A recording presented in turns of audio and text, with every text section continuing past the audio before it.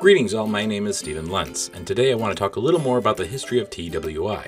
In the last video I talked about creating the next video called A Brief History of T.W.I Part 2, The Resurgence of T.W.I in the United States. As I dug deeper and deeper into the history of T.W.I, I realized that before talking about how it came back, I should cover where it went first. T.W.I didn't disappear instantly after the war. It hung on for a few years after. So let's talk a little more about the post-war era in this video I like to call A Brief History of T.W.I Part 2, the post-war era. So what exactly happened to T.W.I? Where did it go after the war?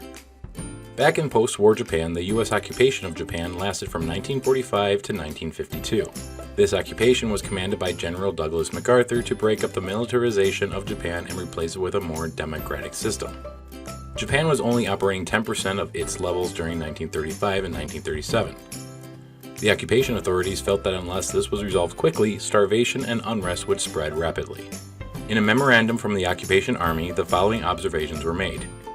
Supervision is ordinarily a haphazard rule-of-thumb process, and in-plant training is characteristically done by putting a new man under an experienced worker to pick up his skills as well as he can. Such practices are incompatible with modern industrial methods and with the achievement of higher output per worker. Neither industry nor government has developed a suitable program for the adequate training of supervisors in industrial establishments. The improvement of technology, machinery, and raw materials will not assure sustainable increase in production unless the supervisors and workmen are prepared to utilize their elements in the most effective manner. The most disturbing point of this statement is not related to the situation in Japan in 1949, but in fact that it describes many of our own manufacturing plants, retail stores, and most other functions now. Even some doctors now recognize that they should be using T.W.I when training residents. Some of MacArthur's staff were familiar with the works of T.W.I and recognized two main benefits it could offer. Since the war decimated Japan's economy, rebuilding it would require a significant amount of training. Also, the United States recognized the democratic principles were inherent in the T.W.I.J programs. T.W.I was then brought over to Japan. During a 6-month stint in Japan, the T.W.I specialists there would produce a team of 35 institute conductors who were people that could train other instructors. This caused the same multiplier effect seen during the war. Each conductor would train a group of trainers, who would then each train a group of trainers, and on it went. By 1966, over 1 million managers and supervisors in Japan were trained in T.W.I. T.W.I had quickly become deeply intertwined into Japanese culture. I have heard many people say, well, it's easier for Japan to use a system like this because of their culture. Truth is, it's because of systems like T.W.I, Toyota Production System or TPS, and overall lean thinking that the Japanese culture is the way it is. Here are some examples of how T.W.I is rooted into TPS. Job instruction led to poka-yoke, mistake or error proofing, Yokuten, best practice sharing, point of view systems, and 5S. The second get-ready step in job instruction is break down the job. List important steps, select key points, safety factors are always key points.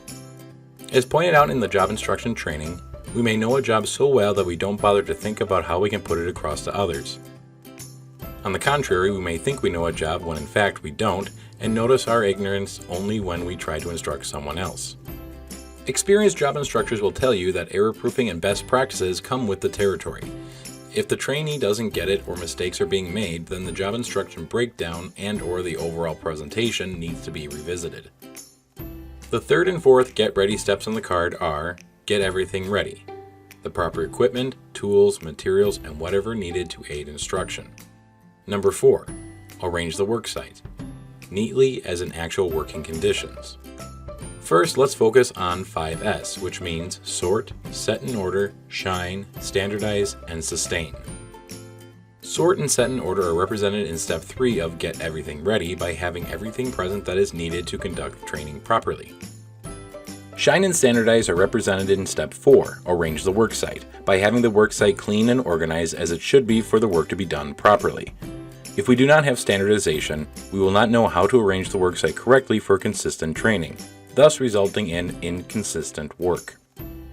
Doing both step 3 and 4 of the Get Ready side of the card also implies sustain.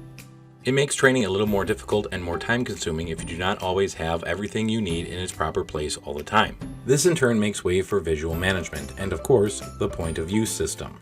That's not to say that systems like point of use, standard work, and other lean tools didn't exist before T.W.I. However, T.W.I. was the catalyst that helped spread this knowledge more effectively.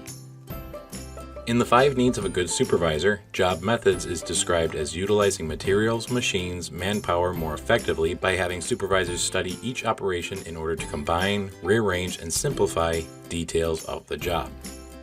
The process of job method is to document each and every piece and every motion, digging deeper down into the purpose, if any, by questioning each detail with why, what, when, where, and how.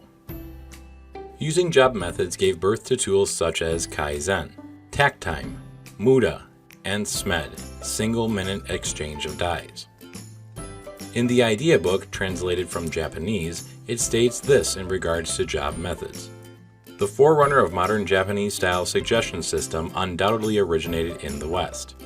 T.W.I, training within industry, introduced to Japanese industry in 1949 by U.S. occupation forces, had a major effect in expanding the suggestion system to involve all workers rather than just a handful of elite. Job modification constituted as part of T.W.I, and as foremen and supervisors taught workers how to perform job modifications, they learned how to make changes and suggestions. Many Japanese companies introduced suggestion systems to follow up on job modification movements begun by T.W.I. On a much grander scale, job methods also made way for value stream mapping by utilizing the same methods of documenting every motion and handoff within the value stream. Both job instruction and job methods also paved the way for standard work and Shojinka, which is optimizing worker knowledge and creating a better workflow. But let's not forget about job relations. It is the glue that helps combine job instruction and job methods. Job relation promotes teamwork by letting each worker know how they're doing, by giving workers credit when credit is due, by letting workers know about changes that affect them, and also making the best use of each worker's abilities. Some people may have a flair for training, others maintenance. It is important to capitalize on these people and help them grow. Without teamwork, even the Toyota production systems fail. And the good way to a good team is job relations. Japan is the most notable country to have utilized T.W.I. after the war, but they weren't the only ones. During the war, T.W.I. was at its highest peak. Great Britain had even started using a version of T.W.I. back in 1944 before the end of the war. Great Britain had much success with utilizing and disseminating the T.W.I. program for many years after the war. As a part of helping rebuild Europe after the war, France, Italy, Belgium, Holland, Luxembourg, Denmark, Sweden, Norway, and Finland had T.W.I. programs set up to help reignite their industries.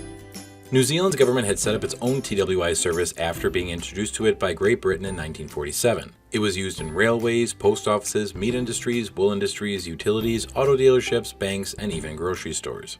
This makes the point that T.W.I. isn't just for manufacturing. It can also be used for office work and any other kinds of work concerned with service. Rule of thumb: if you are doing something or interact with other people, T.W.I. applies. The New Zealand T.W.I. service had also introduced T.W.I. to other countries such as Australia, New Guinea, Hong Kong, Fiji, Taiwan, Singapore, West Samoa, Iraq, Uganda, and South Vietnam. Between 1951 and 1958, Mexico, Indonesia, Turkey, Nepal were also trained in T.W.I. In 1970, Walter Dietz, the Associate Director of the original T.W.I. service and one of the original developers of the T.W.I. program, had published a book entitled Learn by Doing, which catalogs the progress and success of T.W.I. across the globe.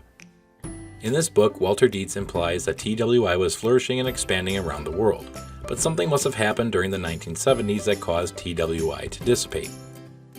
One possible cause was altering the original program a little too much in the wrong direction.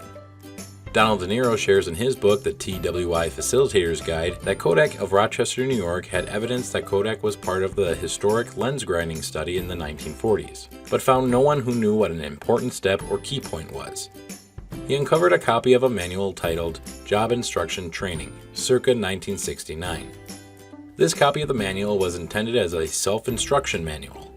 The concept behind this manual was to allow job instruction training to continue without the additional cost of a trainer. As De Niro points out, these manuals miss one of the main principles of T.W.I., that it is difficult to teach something as simple as job instruction training to yourself. Another foundational point of T.W.I. is having the support and monitoring of upper management and executives. With a self-help guide, it is likely that upper management did not monitor the program as they should have.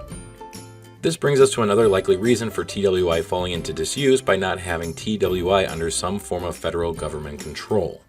Countries like New Zealand and Great Britain had TWI enforced by government until the periods between 1982 and 1992. The issue here is there was no longer any central body continuing their development or monitoring their quality, so TWI programs began to wind down. By the early 1990s, TWI was all but forgotten in the United States and many parts of Europe and Australia. The Japanese Ministry of Labor still continued to oversee TWI programs even though others did not. The common theme here is, if you do not have some form of governing body ensuring quality and use, TWI will not sustain.